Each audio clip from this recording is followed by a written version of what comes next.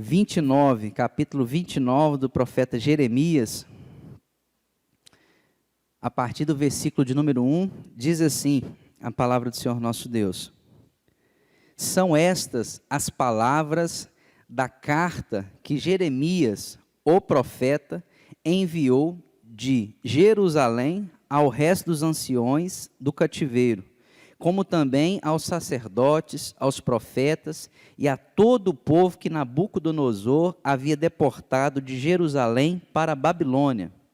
Depois que saíram de Jerusalém, o rei Jeconias, a rainha-mãe, os oficiais, os príncipes de Judá e Jerusalém e os carpinteiros e ferreiros, a carta foi mandada por intermédio de Elasa, filho de Safã, e de Gemarias, filho de Ilquias, os quais Zedequias, rei de Judá, tinha enviado à Babilônia, a Nabucodonosor, rei da Babilônia.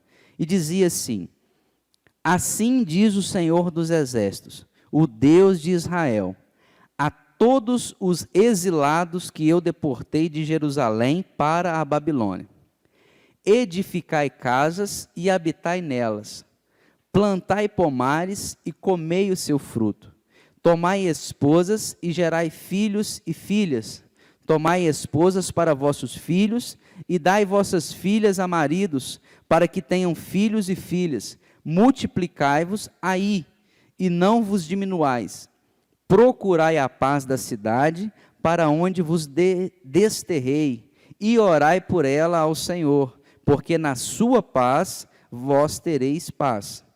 Porque assim diz o Senhor dos Exércitos, o Deus de Israel: Não vos enganem os vossos profetas que estão no meio de vós, nem os vossos adivinhos, nem deem ouvidos aos vossos sonhadores, que sempre sonham segundo o vosso desejo.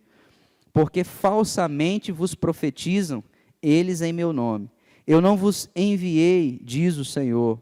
Assim diz o Senhor: logo se cumprirem para a Babilônia 70 anos, atentarei para vós outros e cumprirei para convosco a minha boa palavra, tornando a trazer-vos para este lugar.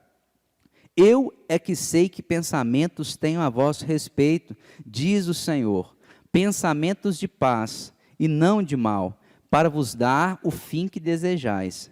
Então me invocareis, passareis a orar a mim, e eu vos ouvirei. Buscar-me-eis e me achareis quando me buscardes de todo o vosso coração. Serei achado de vós, diz o Senhor, e farei mudar a vossa sorte. Amém? Irmãos, esse mês, esses dias, essa semana, né? Eu comecei a estudar o livro de Jeremias e estou lendo, e comecei além de ler, meditar pela manhã, no meu devocional, também a pesquisar algumas coisas que a gente às vezes fica na dúvida, e nessas pesquisas eu vi muitas coisas interessantes sobre o que o profeta Jeremias escreveu. Nós, enquanto igreja, já sabemos um pouco da história do profeta Jeremias. Se eu não estou muitos domingos sobre o profeta Chorão, não é isso? Está vendo? Minha memória é boa, Sérgio. Nós sabemos um pouco da história, nós sabemos um pouco do que aconteceu aqui nesse fato, nós sabemos um pouco sobre o exílio babilônico, da época que o povo de Israel, o povo de Jerusalém, Judá, foi levado ao cativeiro, né? E é interessante que esse texto a gente conhece de cor, né? Esse texto aqui do profeta Jeremias 29, fala que eu é que sei os pensamentos que tenho a vosso respeito, diz o Senhor, pensamentos de paz, não de mal. Nós sabemos às vezes de cor, mas que ele era uma carta, eu tinha passado despercebido, não lembrava desse detalhe.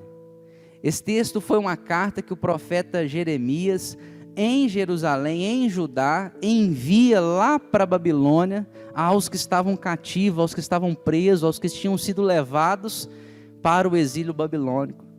E nós sabemos o que aconteceu.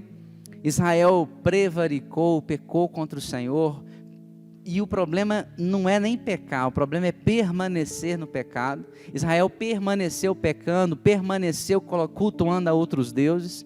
Em um determinado momento, Deus falou assim: olha, hoje a minha ira achegou-se até Israel, até Jerusalém, e eu vou permitir que um outro povo faça isso, faça de vocês cativos, de vocês escravos, quem sabe domine sobre vocês. Vocês não vão ter a liberdade que vocês tinham, mas eu vou tomar conta desse povo, eu é que sei o tanto que eles vão te prender ou não, o tanto que eles vão acusar vocês ou não, o tanto que eles vão dominar vocês ou não. E a Bíblia fala que o povo da Babilônia sitiou Jerusalém. Os muros que eram fortes, os muros que eram, quem sabe, indestrutíveis, e a Bíblia fala que era mesmo, sitiou Jerusalém, e por anos ficou ali o exército, e ninguém entrava e ninguém saía, até um ponto que a fome começou a chegar lá dentro dos muros, e o povo entrou a fazer algumas coisas tão loucas que a Bíblia nos relata, que precisavam de comer carne humana, quando alguém morria, ou quando até faltava a questão de querer matar um ao outro para comer, porque a fome era tão grande. E assim o rei não tinha como mais o que fazer, abriu mão e falou assim: abre os portões, deixa esse povo nos pegar, não tem o que fazer.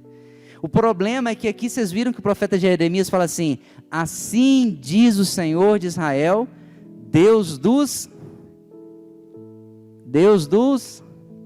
exércitos, Senhor dos senhores, Rei dos reis e Deus dos exércitos, aqui ó, Senhor dos exércitos. Deus era conhecido, o povo de Israel era conhecido de ter um Deus, que era um Deus que lutava as suas batalhas. Assim foi com o rei Josafá, que o povo não precisou de pelejar, os irmãos lembram? Assim foi com o rei Zedequias, assim foi quando um anjo só, se não me engano, matou 185 mil inimigos. Deus, o Jeová Jiré, o nosso Deus inclusive, ele era conhecido como um Deus de guerra, um Deus que vencia as batalhas, um Deus que determinava.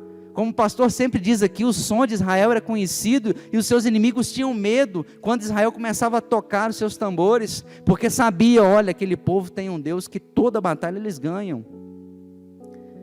E o problema é que nessa batalha Deus não se moveu, Deus não fez nada. Deus permitiu, o Deus dos exércitos, quem ganhava, quem pelejava por Israel, permitiu que o exército babilônico sitiasse a cidade por anos, a ponto da cidade não entrar nada mais, nenhuma comida, e aí começar a passar em fome, a necessidade, e a comer carne humana. Israel é considerado, o povo de Deus, os judeus, a igreja do Antigo Testamento. Nós tiramos como base o que Deus fez para o seu povo em Israel, no deserto de Gênesis até profeta Malaquias, em todos os livros 39 do Antigo Testamento. Nós consideramos os princípios de Deus, como Deus age com o seu povo, como Deus fala, como Deus faz, e Deus sempre o livrou. E por que será que Deus permitiu que isso acontecesse? E a história conta que isso acontece. Nabucodonosor leva os maiorais de Jerusalém, de Judá, para o cativeiro, deixa os mais pobres, deixa os anciões, deixa os velhos, os idosos, aqueles fracos, e tiram as cabeças dos pensantes, leva para Judá, leva para Babilônia, e começa assim o exílio, e enfraquece o povo, e a cidade fica destruída, seus muros, o templo, só ali os anciões, aqueles que não conseguiam trabalhar. Aí fala dos carpinteiros, aí fala dos ferreiros. Nabucodonosor, a Babilônia, destruiu Israel. Foi usado por Deus, foi permissão de Deus, mas destruiu Israel. Destruiu a igreja do Antigo Testamento. Assim como, quem sabe, se hoje isso acontecesse com nós, Deus permitisse que algo terrível acontecesse e nós tivéssemos essa dificuldade tamanha. E aí o profeta Jeremias é levantado por Deus como um profeta que falava aquilo que agradava a Deus, que profetizava em nome do Senhor, Deus de Israel. O profeta Jeremias começa a trabalhar em favor de Deus, começa a falar, profetizar coisas. Olha, Deus está com vocês, Deus vai nos abençoar, Deus está nisso, Deus está permitindo isso, calma, vamos orar. E até que um certo dia, Jeremias, usado por Deus, escreve uma carta e manda entregar lá em Babilônia. E a carta dizia isso que nós lemos. Olha aí para a sua Bíblia, no versículo 4 diz assim: escrevendo a carta, Jeremias escrevendo para o povo lá na Babilônia. Assim diz o Senhor dos Exércitos, o Deus de Israel, a todos os exilados que eu deportei de Jerusalém para a Babilônia. Aí em Babilônia, edificai casas e habitai nelas, plantai pomares e comei o seu fruto, tomai esposas e gerai filhos e filhas, tomai esposas para os vossos filhos e dai vossas filhas a maridos, para que tenham filhos e filhas, multiplicai-vos aí e não vos diminuais. Deus permite o povo dele ir para um deserto, ou seja, ir para uma provação, ir para um outro país, ir para uma outra região, ir para uma outra cultura, ir para um lugar inclusive que não cultuava ao Deus, a outros deuses, permite que o povo vá. E aí Jeremias, usado por Deus, fala assim: olha, tem uma coisa, vocês aí em Babilônia, vocês vão edificar casas, vocês vão montar famílias, vocês vão multiplicar, deem casamento, casem, prosperem. Eu lembrei quando estava lendo esse texto da palavra que o pastor pregou na ceia, sobre a bem-aventurança, que aquele que é bem-aventurado prospera, progride. Lá no deserto, lá na Babilônia, Deus fala assim: vocês estão passando uma grande dificuldade, porém, não parem de trabalhar, não parem de edificar, não parem de crescer. Sabe, irmãos, o que Deus espera de nós é que mesmo em meio ao deserto, mesmo lá na Babilônia, que eu e você saia do lugar, que eu e você não se conforme com o ambiente que nós estamos e comece a buscar o crescimento, que comece a orarmos, que comece a buscarmos a progressão. Podemos correlacionar, e daqui a pouquinho eu vou fazer isso, com que o povo de Deus é abençoado por natureza, porque Deus o abençoa, e mesmo em meio à tempestade, Deus sempre nos dá bonança. Há pouco tempo nós estudamos aqui, se eu não me engano, com o irmão Felipe, que ele falava que Deus não livrou Sadraque, Mesaque e Abednego da fornalha de fogo, mas livrou os três na fornalha. Deus abençoou o povo de Israel até na Babilônia. Nós fazemos correlação na Bíblia, que Babilônia, escravos, Babilônia, Nabucodonosor, é como se fosse nós antes de sermos salvos. Quando nós vamos estudar lá a teologia, nos ensina isso, que Babilônia, os exilados, ou estar na Babilônia, significa aquele que ainda não está salvo em Jesus, não achou e não encontrou a joia preciosa que se chama Jesus. E esse povo estava na Babilônia, sofrendo, tristes, e o profeta Jeremias falou assim: olha, não dei ouvido aos vossos falsos profetas, aos sonhadores que falam que sonham com meu nome, falam que por mim, mas não são por mim. Ao contrário disso, progridam, trabalham, plantem pomares, comam do pomar, comam dos frutos que vocês plantarem. Olha que interessante, Deus no meio da tempestade manda a gente trabalhar, manda a gente progredir, manda que a gente saia da inércia, manda que a gente não fique parado. E esse ponto da mensagem eu chamaria de ação. Deus sempre quer de nós ação. Lá em Gênesis, o que Deus chama o Adão e Eva? Para crescer e multiplicar. Essa foi a ordem de Deus para Adão e para Eva: cresçam, multipliquem, fortaleçam-se, avance a bem-aventurança que o pastor pregou em Apocalipse. Aquele que realmente é bem-aventurado progride, cresce, alcança, prospera, não só na riqueza financeira, eu falo em tudo, na paz que excede o entendimento, de ler a Bíblia e falar: realmente Deus está comigo, então posso crer pela fé. E fé não é algo que é pensar positivo, não, fé é pensar assim: se Deus falou, então vou crer, se Deus falou que vai chover, então vou comprar o guarda-chuva. E aí o profeta Jeremias manda a carta, fala: olha, mais uma coisa, olha aí para o versículo 7, mais uma coisa: procurai a paz da cidade para onde vos desertei. Ou seja, aí a paz da cidade onde vocês estão, dos inimigos, a paz de Babilônia. Orai pela paz de Babilônia, e orai por ela ao Senhor, ou seja, me peçam por ela, porque na paz da Babilônia vocês também terão paz.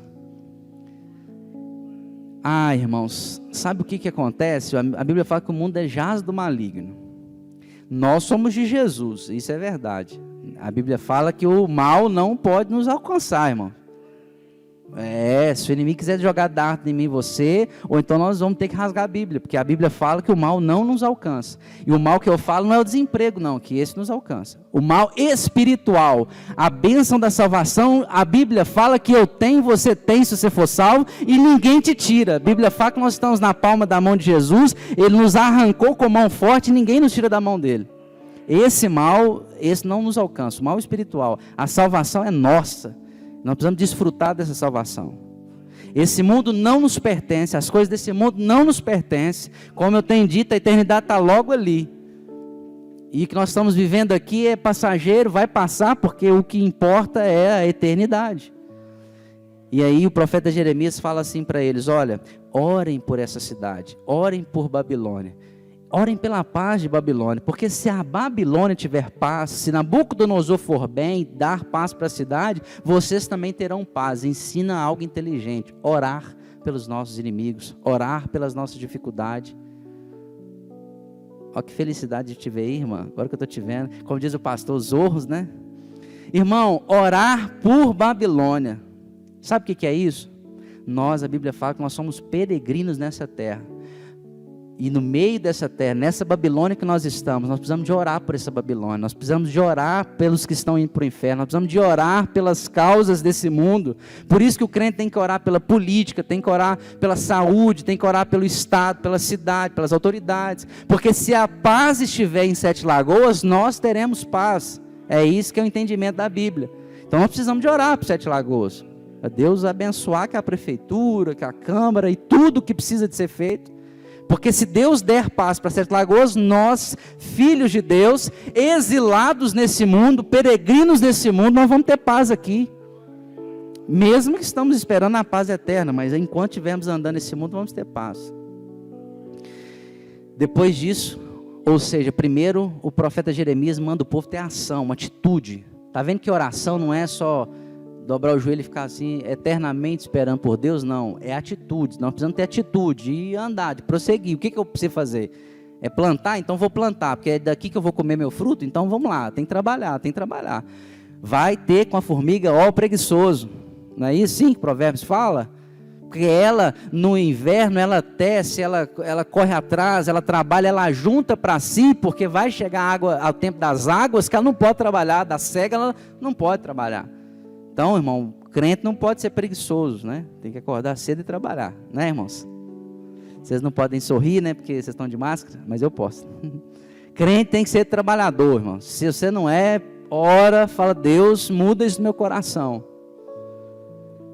E trabalhador, quem acorda tarde, não é sinônimo de quem não trabalha, né? Às vezes você trabalha à noite, então você precisa dormir durante o dia, né? Mas crente precisa ser esperto, progredir, andar, fazer ação. E no segundo tópico ela fala assim: oração. Aí, além da ação, não vai só com ação, não vai só com seu braço, mas ora ao Senhor. Olha o que o profeta escreve, olha aí para vocês verem: orai a ela, orai por ela, a quem? Ao Senhor. Fale dela para o Senhor, fale do mundo para o Senhor, irmãos. Fale de Sete Lagoas para o Senhor. Fale: Senhor, Sete Lagoas jaz do maligno. Senhor, Minas Gerais jaz do maligno. Senhor, Brasil, mundo. Fale, vamos orar por quem está à nossa volta, para o Senhor.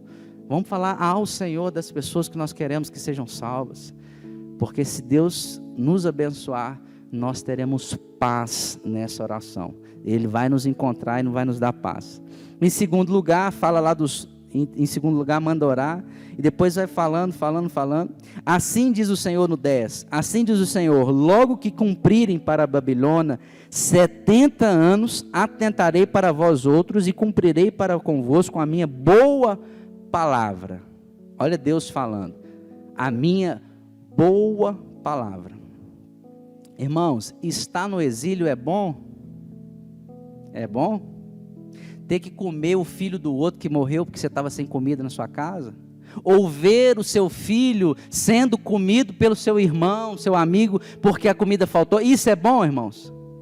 Ser levado para um outro país que não seja o seu?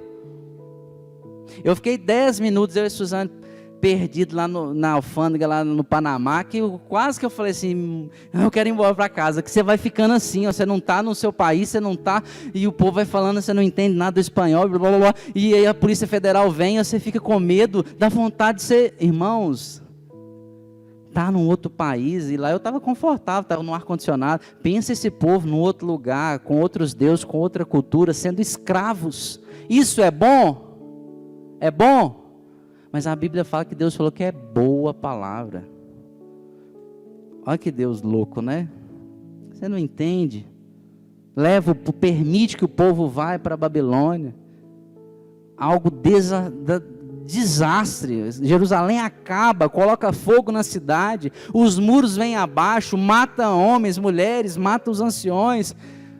Vira uma confusão. E aí a Bíblia fala que o profeta fala assim diz o Senhor, logo que se cumprirem para a Babilônia 70 anos, atentarei para vós outros e cumprirei para convosco a boa palavra.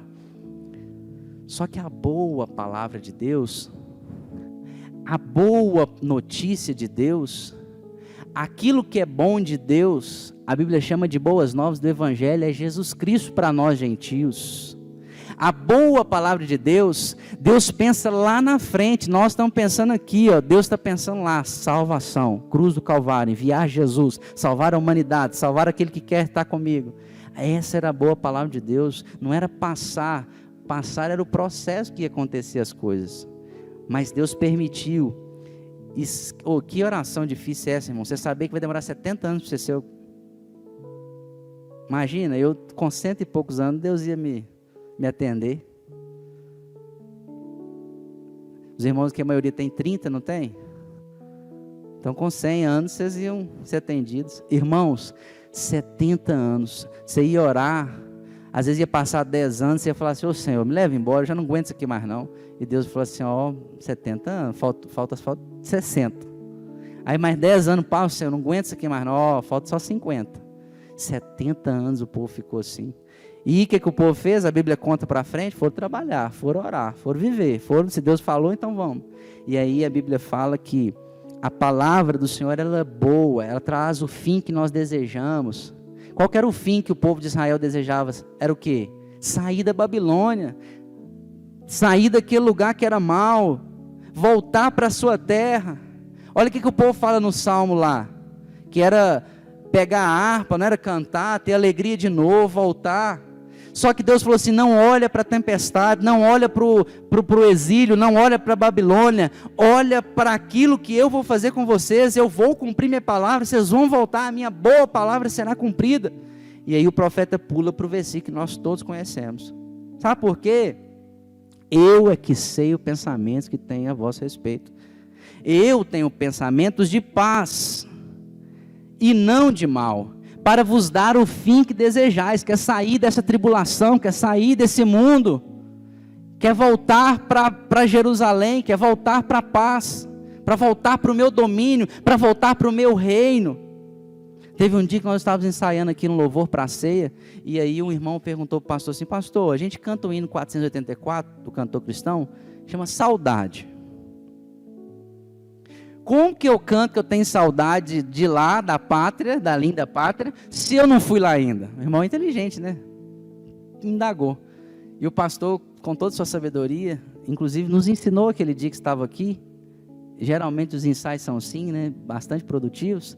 E ele falou assim, olha, o crente em Cristo Jesus, ele está ligado a Deus pelo seu Espírito, lá é como se no dia que a gente chegar na eternidade, é como se a gente nunca tivesse saído de lá, porque o fim que Deus deseja é a eternidade. Como eu sempre falo, Jesus não é o plano B de Deus, Jesus sempre foi o plano A. Nós pertencemos, nós somos, a Bíblia fala que somos cidadãos dos céus, nós somos de lá, irmãos, nós não somos desse mundo. É por isso que nós, crentes, falamos que nós temos saudade, ansiamos. É porque como se a salvação, desfrutar dela, é viver como se nós estivéssemos lá. É entender que pela fé nós estaremos lá. Que a vida é uma fila, que uma hora alguém vai te chamar a sua senha, e aí você vai viver a eternidade com Jesus. Ou então Deus chama a igreja inteira para viver com Ele. Então o profeta fala assim, porque eu vou sei o pensamento que tem a vosso respeito. Não é pensamento de mal, eu não vou deixar você sofrendo aí. E aí, contextualizando, a Bíblia fala que o choro pode durar uma noite. Às vezes a noite é um pouco mais longa. Mas tudo nessa vida, irmão, passa. Quando nós éramos pequenos, a gente brincava que tudo passa, até uva passa, né? Piada sem graça. Mas nessa vida, irmãos, a noite, a tempestade, uma hora ela acaba. Nada é para sempre, nada é permanente. A única coisa que é eterna é a vida com Deus e a vida em abundância. A nossa tristeza um dia vai cessar. As nossas dores, a dor que você tem na coluna, a dor que você tem no joelho, a enfermidade, uma hora vai parar, vai cessar. Você vai ter um corpo glorificado, sem mácula, sem mancha, sem doença, sem nada. Vamos viver eternamente com Jesus. É eternidade. Fomos chamados para isso. E a Bíblia fala que isso que é pensamento de Deus para nós. Ele não tem mal, Ele tem mundo para nós. Não tem hora que a gente para pensar, ei Deus, ó céus, ó vida, por que o Senhor permitiu que eu nascesse para sofrer nesse mundo? Não, o plano de Deus é mais longo, mais alto do que o nosso. Ele está te vendo lá na eternidade, junto com Ele, eternamente, conhecendo mais e mais dEle, vivendo para sempre com Ele. O profeta Jeremias fala, 70 anos, a noite vai acabar. Irmãos, o choro dura uma noite, às vezes sua noite está longa, mas uma hora você vai parar de chorar, porque a alegria vem pela manhã. A mesma Bíblia que está falando. A tempestade, uma hora, Jesus chega e acalma. Nada é para sempre. Aí o profeta termina falando que, então nós invocaremos, passareis a orar a mim, eu vos ouvirei, buscar-me-eis e me achareis quando buscar de todo o vosso coração. Eu serei achado, eu vou me permitir achar por vocês.